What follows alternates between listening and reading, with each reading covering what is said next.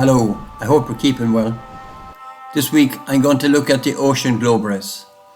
It's a retro race similar to the Golden Globe Race, but it has crews and stops. One thing that interests me about it is the weather it meets. It would be similar to the weather that I would meet sailing around the world in the Golden Globe Race. Also, I have friends involved in it, and Don McIntyre, who organised the Golden Globe Race, also organises this. So the Ocean Globe Race is a crewed race around the world with stops. They have 3 stops, so there's 4 legs. At the moment there's 14 boats in it and they're sailing down to Cape Town. They're just gone past the equator, going well. A little slower than what they'd expect. You never know what weather you're going to get. There's one boat, Outlaw, which I have an attraction to because of the name. Michael Davies, one of the Golden Globe Race entrants, is on it also. But anyway, we'll come to the different boats after. I believe that Ireland, as an island and a maritime nation, should have an entry in this race. And if a few people got together, it wouldn't be the end of the world. These boats are available at a reasonable price. It's just something I feel, if anyone ever thought the same, I'd love if we could form a committee and get together on it. I have discussed it with a few more people who are actually quite keen. It's just an option and an interest I'd have. Galliana, a beautiful kept Swan 55, skippered by Tapio, a friend of mine. He was in the Golden Globe Race in 18 and 22. He made a fantastic departure. I was so impressed with him. He slowed down after he pushed off the boat, took all the fenders in, tidied it up. One of the crew went up on the bow and sang. The footage isn't great from my phone, but it was a spectacular departure. All the crew in their blazers. The boat nice and tidy, you can see it's deep in the water with the load. Tips it into gear then, and off they go to sail to Cape Town in a serious race. With style. You can see the singer coming back to the stern. Passing all the beautiful varnished timber on the way.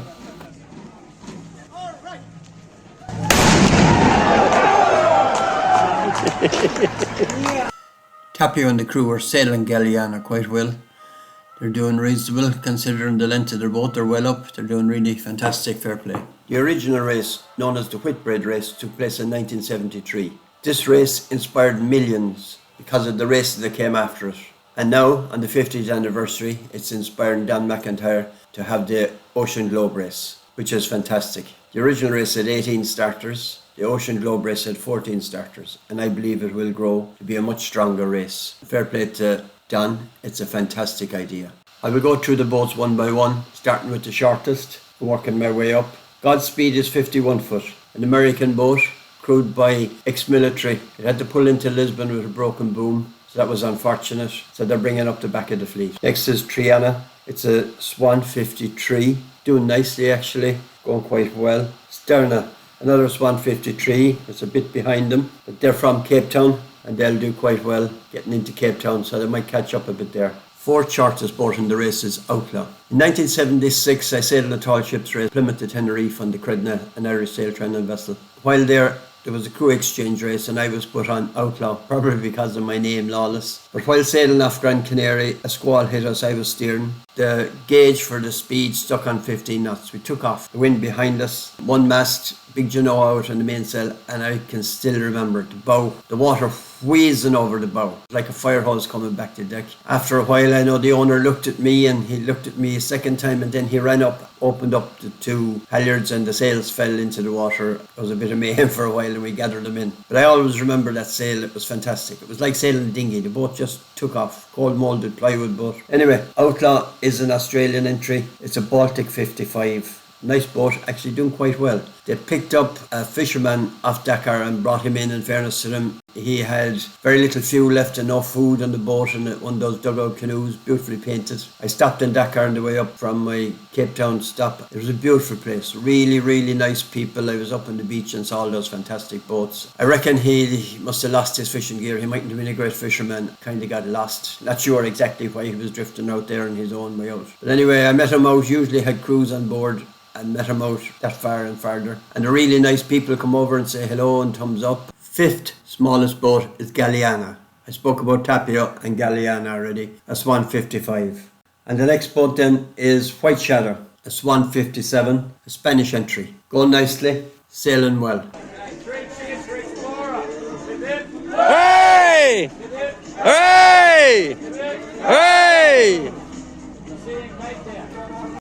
This is Explorer's Departure, Dan McIntyre's boat, also a Swan 57 like White Shadow. It's skippered by Mark Sinclair, a Golden Globe race sailor. He sailed in the 18 race and 22 race. In 18, he stopped in Adelaide, his home port. For the 22 race, he sailed the other half in Chichester class. So he finished the 18 race in first in Chichester class. Very good seaman, very capable sailor. He will finish, and hopefully he will finish well. I'm looking forward to meeting him for a beer when he gets back and done, and hopefully he'll be able to get to Southampton when they get back. It'll be nice to see all the boats returning. They won't all return at the same time, but punted list up, they should be close enough together. It'd be nice to be able to get over for a few days anyway and see him. The Spirit to Equip is a French boat. It's also 57 foot, but it has a higher handicap of 1.160 compared to the Swan 57s, which is 1.095. So it's a faster boat in theory in the water, and it's ahead of him. It's sailing well and well crewed. So looking forward to the finish to see them all get into Cape Town. Next we have Maiden. 9 from the bottom, 5 from the top. A nice aluminium boat. A 58 foot Bruce Farr design. The rules of the race say that a boat has to have a mixed crew, but Maiden got a special exemption because of its history. Tracy Edwards sailed her in the 1989-90 Whitbread race. A fantastic woman, fantastic sailor. So the history is there with this boat, so it's an all-woman crew. I'm sure the girls are happy out to be departing Southampton docks, heading out to the start of the Ocean Globe race. Fantastic for them. It was such a privilege to be in Southampton to witness the boats heading off on this epic voyage. It was my first time ever there, and I hope to be able to get back for the finish. Then fourth from the top, we have Neptune, a legendary 60-foot boat. Took part in the second Whitbread race in 1977. One of the crew aboard Neptune is Bertrand Delham. He's sailing for Parkinson's, as he's a Parkinson's sufferer. So it's good to see that this man is out there. This is something very close to my heart, as my wife was diagnosed with Parkinson's just over a year ago. Lucky enough for us, my wife has a non-aggressive form of Parkinson's, so fingers crossed that it'll all work out okay. Then we have Translated 9, 11 from the bottom. A lovely Italian Swan 65, being sailed to its full potential. Really going well. Claire Francis came in 5th place in the 1977-78 Whitbread race. So the boat has a good pedigree. In the ORG 23, it's been sailed to prove that we believe in humans, to celebrate the great human skills. Included in the crew is Simon Curran as navigator, who finished first in the Golden Globe race, but in Chichester class. He had to pull into Chile because his hydrovan got damaged in the knockdown. Sailed a fantastic Golden Globe race, really showed how skillful he was in so many ways. Great sailor, really nice person. Evrika, 12th from the bottom, another Swan 65 with a French crew. Rick Wright of Pink Floyd owned her for a long time and used her as a liveaboard. It will be interesting to see how she gets on, as she's gone down the eastern side of the mid-Atlantic. Outlaw's gone down well east of that again. And here we are at second biggest, Spirit of Helsinki, a Swan 65-1 sloop. Beautiful Finnish entry with Ian Herbert Jones of Wales aboard. Ian, a friend, was skipper of Puffin in the GGR. Unfortunately, he lost her after going around Cape Horn in a bad storm. He got dismasted and his hydrovan got broken, and he couldn't really sail to safety with a jury rig without a self-steering. Helsinki is second in line honours also, but with his handicap I can't see it winning overall. This just leaves the beast that is Penduke 6, one of Eric Tabary's boats. God be good to him. His daughter Marie Tabary is skipper of her. She's first in line honours and is going really well. She might win it overall, but she has a big battle. Tactically, she has been sailing really well. Actually, Marie likes to call the boat a he. He was built for the 1973 Whitbread race and raced in the 2 following Whitbread races unofficially after that. So that's a brief synopsis of the boats that are taking part in the Ocean Globe race. And as I said in the beginning, the reason I really like to follow this race is because the Golden Globe race will take place the same time of the year with more or less the same course. So it's very interesting to see the weather they're getting This year the South Atlantic high is a bit lower than what I would expect, but it's just interesting to watch all these things, and it'll be very interesting to see what weather they get in the Southern Ocean.